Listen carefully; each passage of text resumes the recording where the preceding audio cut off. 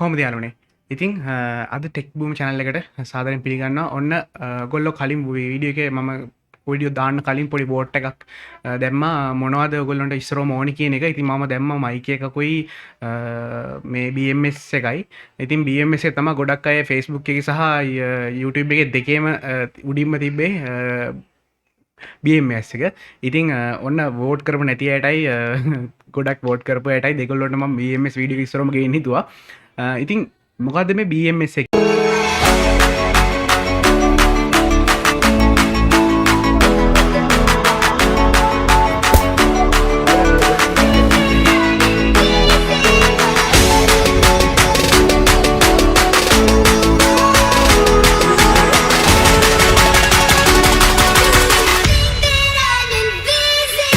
කියන්නේ? ඒ ගැන ඉස්සරම කතා කරන්න. මොකද එකපාරට හොයාගන්න බෑ කාටවත් මේ මොකද්ද මේ ෂෝට් නේම් එක කියන්නේ කියන එක. ඉතින් මේක ගොඩක් මට පේන්නේ ලංකාවට ඕනලා තිනවා. මොකද ලංකාවේ දැන් පරණ බඩු වලින් ගොඩක් වීඩියෝ වැඩ කරන්න පටන් ගන්න තියෙනවා. මමත් ඒක ගොඩක් සතුටුයි. මොකද ලංකාව ගොඩක් අලුත් ට්‍රික්ස් පාවිච්චි කරන රටක් හින්දා.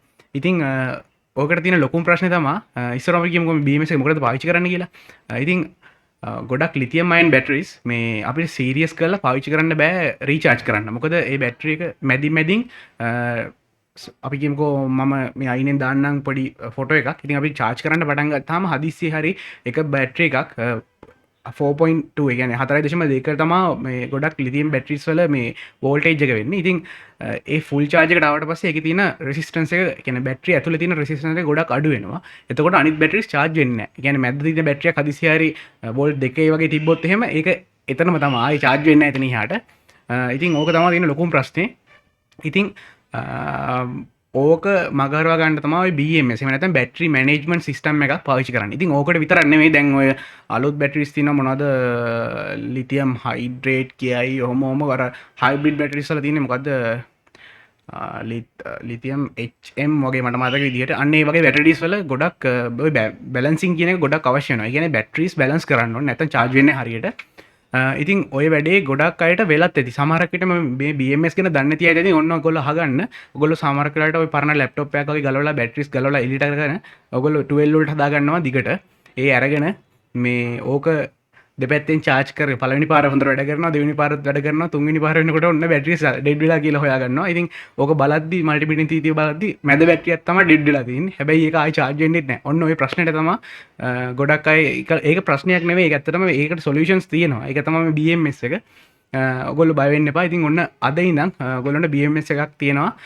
අනිත් එක තමයි ගොඩක් අඩුවට BMS කඩේ ගන්න තියෙනවා. හැබැයි ඔයගොල්ලන්ට තේරෙලා ඇති සාමාන්‍යයෙන් ඒකත් 20 පාරක් 30ක් වගේ වට සයිකල්ස් යනකොට ආයෙ බැටරි එක ඩෙඩ් වෙන්න ගන්නවා. ඉතින් ওই ප්‍රශ්නේ ගොඩක් අයට තිබ්බෙදි මටත් ওই ප්‍රශ්නේ තිබ්බා. කියන්නේ මට තිබ්බේ පොඩි සෙල් කියන්නේ එක සෙල් එකක් වගේ සීරියස් කරනකොට නෙමෙයි මම සාමාන්‍යයෙන් සෙල් දැන් මම උදාහරණයක් ගත්තොත් මෙන්න මේ බැටරි එක. මේ බැටරි එකේ මම දාලා තියෙන්නේ එක පැත්තකට සෙල් 6 ගානේ. ඔම සෙල් 6 සෙට් 3ක් දාලා තමයි මේ 12 වෝල්ට් බැටරි පැක් එක හදලා තියෙන්නේ. මේක ඇතුලේ බැටරි එක කියන්නේ 4.2 හදාගන්න බැටරි 6ක් තියෙනවා. කැපැසිටි එක මට වැඩි කරගන්න ඕන හින්දා මෙන්න මේ වගේ බැටරියක් හදද්දි මේකේ තියෙන ලැප්ටොප් පරණ බැටරි හදලා තියෙන්නේ. ඉතින් මේකෙත් ওই ප්‍රශ්නේ ආවා. ඉතින් ඕකෙදි වෙන්නෙත් ඔන්න ඔය ප්‍රශ්නේ තමයි. ඒ කියන්නේ අර බැලන්සර් එකකින් charge කරාම ටික කාලයක් යනකොට මැද සෙල් දෙකක් ඩෙඩ් වෙලා. ඉතින් ඕක හැමදාම බලාගෙන වැඩේ කරන්න බෑනේ. මේකට ලොකුම ප්‍රශ්නේ තමයි මේ discharge එකේ power එක මදි වීම. ඒ කියන්නේ බැටරි එකක් අපි දැන් මේ බැලන්සර් එකේ මහ ලොකු දෙයක් නෙවෙයි වෙන්නේ. අපි මම කියවනේ කලින් අර 4.2 වගේ එක බැටරි සෙල් එකක් යනකොට ඒකේ රෙසිස්ටන්ස් එක අඩු වෙනතොර අනිත් බැටරි වලට කරන්ට් එක යන්නේ එක charge වෙන්නේ නැහැ. ඉතින් ඕකනේ ප්‍රශ්නේ. එතකොට මේ BMS එකෙන් කරන්නේ අර full charge වෙච්ච බැටරිය රෙසිස්ටන්ස් අපි පොඩි ලෝඩ් එකක් දාලා ඩිස්චාර්ජ් කරනවා. ඔය බැටරි එක ඩිස්චාර්ජ් කරන එක තමයි කරන්නේ. ඉතින් ඔය ඩිස්චාර්ජ් වීම අර කඩේ ගන්න තියෙන BMS වල ගොඩක් වෙලාවට තියෙන්නේ මිලි ඇම්පියර් 20ක් මිලි ඇම්පියර් උඩරිම වුණොත් 100යි.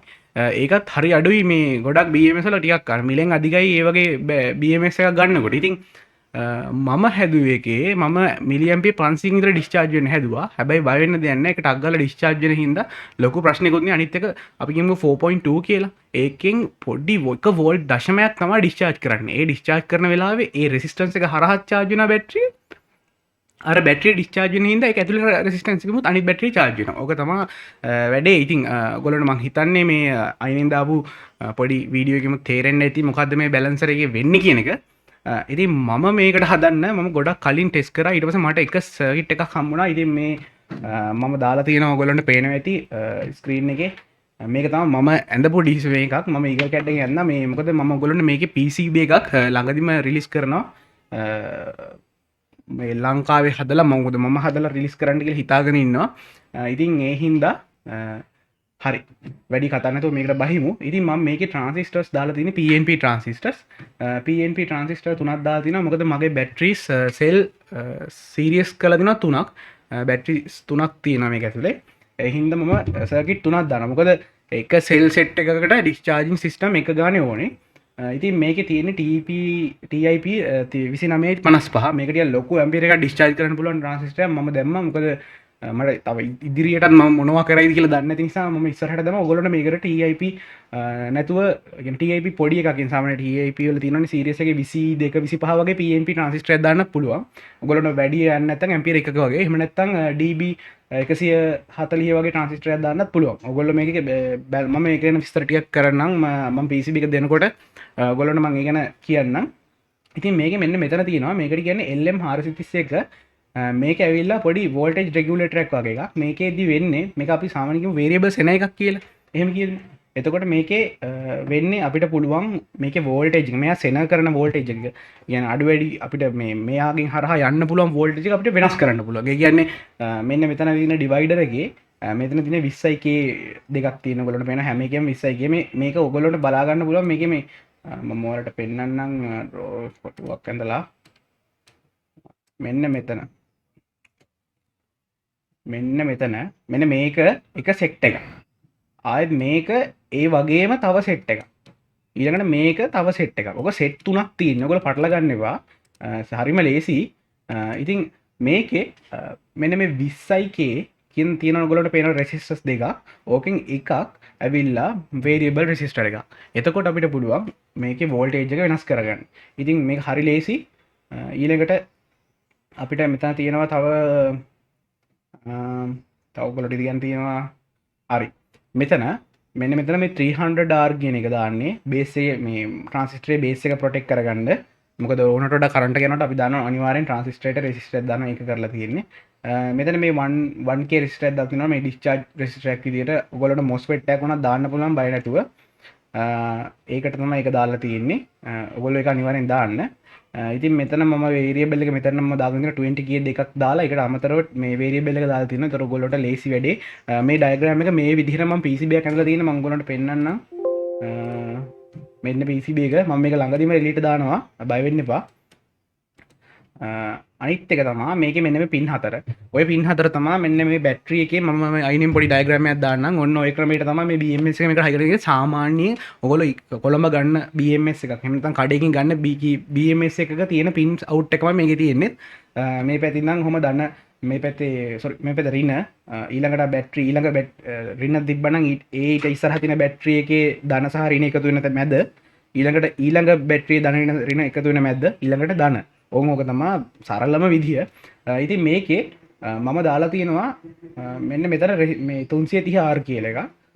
ඔතන දාලා තියෙන මේ LED එක ප්‍රොටෙක්ට් වෙන්න. මොකද LED එකට වෝල්ටේජ් යන්න බැරි වෙන්නේ හින්දා මේ LED එකකින් කරන්නේ ඔයගොල්ලෝ හදිස්සි හරි දැන් මේකේ වෝල්ටේජ් එක අප් වුණා ගේමුකෝ. අප් වුණාට පස්සේ මෙයා ඩිස්චාර්ජ් වෙනවා කියන එක දැනගන්න තමයි මම මේ LED එක දාලා තියෙන්නේ. ඔයගොල්ලන්ට මේක දාන්න නැතුව ඉන්නත් පුළුවන්. ඊට පස්සේ මෙතන මේ 8R කියලා දෙනවා. මේක නිකන් කැපැසිටර් එක සලකුණක් තියෙන්නේ. සමා වෙන්න මට මේ ලොකු ෆුට් ප්‍රින්ට් එකක් ඕනේ වුණා. හින්දා මම ලොකු කැපැසිටර් එක ෆුට් ප්‍රින්ට් එකක් දැම්මේ. හැබැයි මෙතන දාලා තියෙන්නේ මම 8 ohm රෙසිස්ටර් එකක්. මොකද ඩිස්චාර්ජින් රෙසිස්ටර් විදිහට. ඊට අමතරව මෙතන ඩයෝඩ් එකක් දාලා දෙනවා. මේක දාලා තියෙන්නේ මේ අපි හදිසි හරි මේක වෙනකොට ෂෝට් ප්‍රොටෙක්ෂන් එකක් විදිහට තමයි හදිසි හරි ෂෝට් වෙන්නේ නැති වෙන්න තමයි මේක දාලා තියෙන්නේ. ඔයගොල්ලන්ට මේ ඩයෝඩ් එක දාගන්න පුළුවන්. ඉතින් මේ ටික සියල්ලම කම්පොනන්ට්ස් ටික මම මගේ PCB එකේ විස්තරත් එක්ක දාන්නම්. ඔයගොල්ලන්ට මම මේක දීලා තියෙන ඔයගොල්ලන්ට අදහසක් ගන්න විතරයි. ඊට පස්සේ මේකේ ඔයගොල්ලන්ට තව කියන්න තියෙනවා. හරි. දැන් කොහොමද මේක ගත්ත ගමන් හදලා ඔයගොල්ලන්ට කඩේ තියෙන BMS වගේ පාවිච්චි කරන්න බෑ. මොකද මේකේ පොඩි තව ප්‍රශ්න ටිකක් තියෙනවා. මේක අපි හදපේ ගන්න. ඉතින් මේකේ අපිට මේකේ ඩිස්චාර්ජින් වෝල්ටේජ් එක අපි සිලෙක්ට් කරන්න ඕනේ. ඒ කියන්නේ මේ ලිතියම් අයන් බැටරි එකක් නම් අනිවාර්යෙන් 4.2 කියන්නේ මේකේ ඩිස්චාර්ජින් මැක්සිමම් වෝල්ටේජ් එක. ඒ කියන්නේ මේ 4.2 වලට ආවට පස්සේ තමයි මෙයා ඩිස්චාර්ජ් කරන්න පටන් ගන්නවා. එතකොට අපි හිතමුකෝ අර මේ ලිතියම් මෙටල් හයිඩ්‍රේට් බැටරියක් කියලා. ඒ කියන්නේ අපි හයිබ්‍රිඩ් බැටරියක් කියමුකෝ. හයිබ්‍රිඩ් බැටරි එක උපරිම වෝල්ටේජ් එක ගොඩක් වෙලාවට තියෙන 8.2 වෝල්ටේජ් එක. එහෙම නැත්නම් 7.2 වෝල්ටේජ්. ඕන් ඔය අපි බැටරි එකේ වෝල්ටේජ් එක හරියට දැනගන්න ඕනේ. අන්න එතනට අපි ඕක සිලෙක්ට් කරගන්න ඕනේ. එතකොට තමයි මේ බැටරි එක හරියට ඩිස්චාර්ජ් වෙන්නේ. ඉතින් ඕක කරන්න මෙන්න මෙහෙමයි. ඔයගොල්ලන්ට බෙන්ච් පවර් සප්ලයි එකක් ගන්න පුළුවන්. එහෙම නැත්නම් ඔයගොල්ලන්ට පුළුවන් පොඩි මල්ටිමීටර් එකකුයි LM 317 මම මෙතන අයින් දාන සර්කිට් ඩයග්‍රෑම් එක LM 317 කියන එකෙන් වෝල්ටේජ් රෙගුලේටර් එක හදා ගන්න ඕනේ. ඔන්න ඕකෙන් ඔයාට ඊට පස්සේ සිලෙක්ට් කරගන්න ඕනේ වෝල්ටේජ් එක අඩු කරගන්න ඕනේ ඔයාගේ බැටරියේ වෝල්ටේජ් එකට. හරිද? ඒ කියන්නේ 4.2. එහෙම නැත්නම් 7.2. 8.2 ඔය වෝල්ටේජ් එක කියන ඔයාගේ බැටරි ඩිස්චාර්ජ් වෙන්න ඕනේ වෝල්ටේජ් එක. ඊට පස්සේ ඒක ඉන්ජෙක්ට් කරන්න ඕනේ ඔයාගේ පළවෙනි ඉස්සරෝම මෙන්න මේ දෙක කියලා හිතමුකෝ. මේ දෙකේ මේක ඒ සප්ලයි එකේ ඍණ සහ ධන දෙනවා. ඊට පස්සේ මේ බල්බ් එක පත්තු වෙනවා නම් ඒ දුන්න ගම මේ බල්බ් එක පත්තු වෙනවා නම් ඔයගොල්ලෝගේ වේරියබල් එක නිමෙන්න පැත්තට කරගන්න. ඔයගොල්ලෝ මම දන්නේ කෝපේතර වේරියබල් හයි කරගත්ත කියලා. ඔයාලා හයි කරන පැත්තේ නිමෙන්න පැත්තට කරගන්න. ඊට පස්සේ ඔගොල්ලෝ දැන් දීලා තියෙන 4.2 කියමුකෝ මම එක්සැම්පල් එකක් ගන්නවා. ඔයගොල්ලෝගේ ඔයා අරගෙන තියෙන ලිතියම් අයන් බැටරිස් තමයි ඩිස්චාර්ජ් කරන්න අරන් තියෙන්නේ. එතකොට ඔගොල්ලෝ දානවා වේරියබල් එක 4.2. ඊළඟට ඔයාලා බල්බ් එක හොඳටම පත්තුලා දිනනවා නම් නිමෙන පැත්තට අරගෙන බල්බ් එක නිමන්න. නිමලා ආය අනිත් පැත්තට හිමින් කරකන්න බල්බ් එක පත්තු වෙන නිමෙන ගානට කරකන්න. ඒ කියන්නේ වෝල්ටේජ් එක 4.2 ඩිස්චාර්ජ් වෙන ගාන. ඕක තමයි ගාන. ඊට පස්සේ ඊළඟ එක. ඒ වගේ හැම එකක්ම ඊළඟ එක කරනකොට දැන් මේක ඍණ දුන්නා මේකට ධන දුන්නා. ඊළඟ වැඩේ ඊළඟ මේක බැලන්ස් කරනකොට මේකට ඍණ දෙනවා මේකට ධන දෙනවා. මේකට ධන දීලා මේක ඩිස්චාර්ජ් කරනවා. ඒක අපි අර වේරියබල් එක හදාගන්න. ඊළඟට ආයේ මේකට ඍණ දුන්නා මේකට ධන දුන්නා. ඊළඟට මේක හදාගන්න. ඔක හරි සරලයි. ඔන්න ඔය විදිහට ඔයගොල්ලන්ට බැටරි සේල්ස් ඔයගොල්ලෝ මේ රටාව බලාගත්තොත් දැන් මම මේ හදලා තියෙන්නේ BMS එක 12 වෝල්ට් BMS එකක් විදිහට. ඔයගොල්ලන්ට මේක තව දිගට අරන් ගිහිල්ලා සේල්ස් ඔයාලට කැමති තරමට දාන්න පුළුවන්. ඉතින් ඔයගොල්ලන්ට මෙන්න මේක වෙනුවට මෙතන දැන් මේ තියෙන මේක ඔයගොල්ලෝ හිතනවා ඉතින් සමහරක් කියලා කමෙන්ට් එක දාන්න කලින් මොන්න මම කියනවා මේක නිකන් රිලයබල් මදි මේක නිකන් ඩිස්චාර්ජ් එකකට හොඳ නැහැ වගේ නම් ඔයගොල්ලන්ට මෙතන දාන්න පුළුවන්. ඔයගොල්ලෝ ලිතියම් අයන් බැටරි බැලන්ස් IC එක තියෙනවා. මම ඒක ඔයගොල්ලෝ ඩිස්ක්‍රිප්ෂන් එකේ දාන්නම්. ඒක අරගෙන මෙතන දාන්න පුළුවන්. ඒකේ තියෙන්නේ toy විදිහටම රෙසිස්ටර් එකේ වෝල්ටේජ් එක මනිනවා. ඊට පස්සේ ඕනට වඩා කියන්නේ 4.2 පැන්න ගමන් මෙන්න මෙතන පින් එක හයි කරනවා. ඉතින් ඕක තමයි ඔයගොල්ලෝගේ අර මේ කඩෙන් ගන්න BMS එකේ දෙන්නේ. හැබැයි ඕක හරියට වෙන්නේ නැහැ IC එකේ. ඒකයි මම මේක හැදුවේ. මේක නම් මම දැන් අවුරුදු ඔයගොල්ලන්ට මතක ඇති මගේ RC කාර් වීඩියෝ එකක් තියෙනවා. ඒ කාර් වීඩියෝ එකේ බැටරිය වෙලා charge කරෙත් ඒ ඕකෙන්ම තමයි. තාම මම මේ බැලන්සර් එක පාවිච්චි කරන්නේ. මේක ඊට පස්සේ මේ බැටරිම ගලවලා හදපු අපි අර ඊට පස්සේ හැදුවා මම බයිසිකල් එක වීඩියෝ එකක්. ඔය මේක වීඩියෝ එක කරනකොට ඔය බැලන්සරෙන්මයි charge කරේ. ඊට පස්සේ ඕම ඉස්සරහට සෑහෙන කාලයක් මම පාවිච්චි කරා කිසි ප්‍රශ්නයක් නැතුව. මම හිතනවා ඔයගොල්ලන්ට මේක නියමයට ගැලපෙනවා මේ BMS එක කියලා. මෙන්න ඩයග්‍රෑම් එක මේක මොනිටර් ඔයගොල්ලෝ තියෙනවා මේක ඔයගොල්ලන්ට කොපි කරගන්න පුළුවන්. මම PCB එක අනිවාර්යෙන් මට සති දෙකක් විතර යයි මම එහෙමුණොත් රිලීස් කරනවා ඉක්මනටම PCB එක. මට මේ පොඩ්ඩක් කම්පොනන්ට්ස් හොයාගන්න අමාරු තත්ත්වයක් තියෙනවා. මොකද මේ දවස්වල මේ කොරෝනා ප්‍රශ්න නිසා මම ඉක්මනටම දානවා මේ ඔක්කොම බඩු ටික රිලීස් කරනවා. එහෙනම් බය වෙන්න එපා. ඉතින් ඔන්න ඊට අමතරව ඔයගොල්ලෝ ඊයේ මම දැම්මා වීඩියෝ එකක්. ඒක ගැනත් මම පොඩ්ඩක් කතා කරගන්න ඕන කියලා හිතුණා මේ වීඩියෝ එකේම. මේ තියෙන්නේ මෙන්න මේක. ඉතින් මේක ගැන ගොඩක් අය ඩීටේල්ස් ඉල්ලලා තිබ්බා. ඉතින් මේක මම හදාගත්තෙත් ඇත්තටම මේ සමහර වෙලාවට මගේ ලොකු ඩ්‍රිල් නම් වලින් හරි අමාරුයි කන්ට්‍රෝල් කරගෙන ඔය ප්ලාස්ටික් බොක්ස් එහෙම කපන්න විදින්න සර්කිට් විදින්න අනම්මනම් හරි අමාරුයි. ඉතින් මේ මම කලින් ඉඳන්ම හොයවුවා මේ ඩ්‍රිමල් ටූල්ස් මොනවද ලංකාවේ තියෙන කියලා. ඉතින් මට ඔයගොල්ලන්ට මතක ඇති මේ ලංකාවේ තියෙනවා එකක් දරස් එකේ තියෙනවා. මම ඒවට බනිනව නෙවෙයි. ඒ ටූල් එක ටිකක් පවර්ෆුල් මදි. ඒ කියන්නේ අපි හිතමුකෝ ඉස්සරහා මේ බිට් එක අතින් අල්ලලා නවත්තන්න පුළුවන්. රතු පාට බොක්ස් එක ටූල් සෙට් එකේ තියෙන නරක නැහැ. ඇත්තට මේ බොක්ස් එකේ තියෙන ටූල්ස් ටික මාර හොඳයි. මා කලින් එකේ වැඩ අරන් තියෙනවා. ඒක නරක නැහැ. හොඳයි. හැබැයි චුට්ටක් පවර්ෆුල් මදි. ඒ කියන්නේ ඔයාට යකඩයක් හරි ප්ලාස්ටික් එක හරි කට්ටක් එහෙම කපනකොට හැම වෙලෙම ස්ටක් වෙනවා.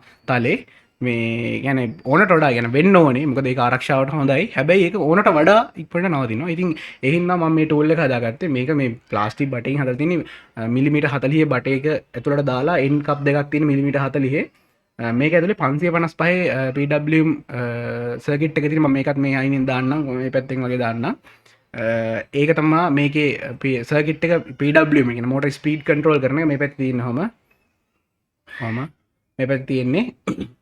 ඊට අමතරව මෙතන තියෙනවා මේක විල්ලා ඔගොලන්ට ගන්න පුළුවන් දරස් එකෙත් තිබ්බා. ඊට අමතරව මම නුවරින් ගත්තේ, නුවර විජිත එකෙත් තියෙනවා. ඒ වගේ ගොඩක් තැන්වල මේක ගන්න තියෙනවා.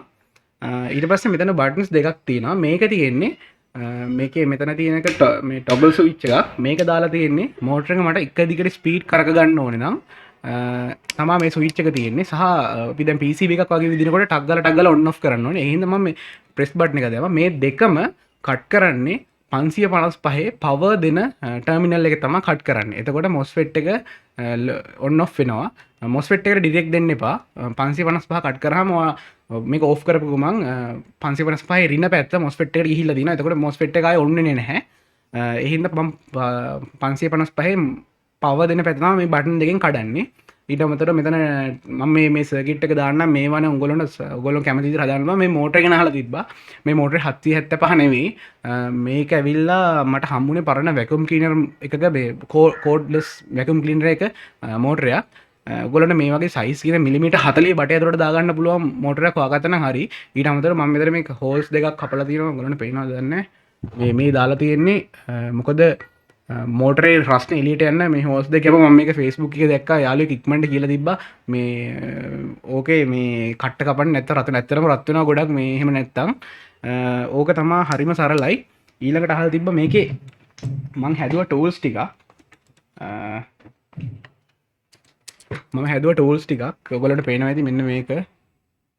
මේක ඇවිල්ලා මම හැදුවේ මේ පරණ කම්පියුටර් පවර් සප්ලයි එක තහඩුවක් අරගෙන ඉස්සරම කොටුවක් කපාගත්තා මට ඕනේ ඩයමීටර් එකේ. ඊට පස්සේ හිමීට ග්‍රයින්ඩර් එකෙන් කොම් 4 කැපුවා. ඔහොමම ටික ටික රවුම් කරා. රවුම් කළා මම මේක කෙලින්ම වගේ මෙන්න මේ ටූල් එකටම දාලා